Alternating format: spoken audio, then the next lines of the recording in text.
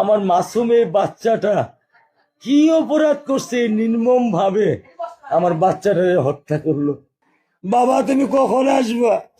বাবা তুমি কখন আসবা? 8টা বছর আমি আমার বুকের এই ঘরে ঘুম পাড়াইছি। আমি কার সাথে ঘুম আসবো? আমি কি দিয়ে মনে সান্ত্বনা দিব? আমার অপরাধ কি? কোনোদিন একটা মানুষকে আমি সরি ছাড়া তর্ক করি নাই ভাইজান। তা আমার এই 8 বছরের মাসুম একটা বাচ্চা কি অপরাধ?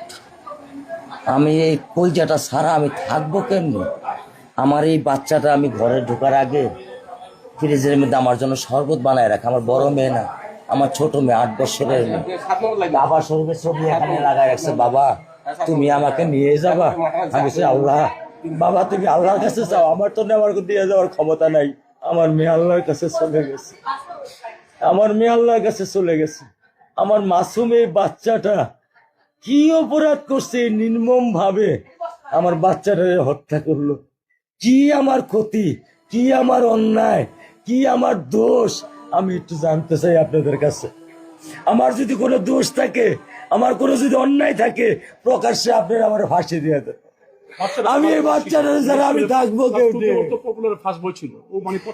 আমি কেমনি আমার এই কলজা টুকরা ছাড়া আমি থাকবো? আমার পক্ষে সম্ভব না। দিনে ও 50 থেকে 100টা কল দেয় আমারে।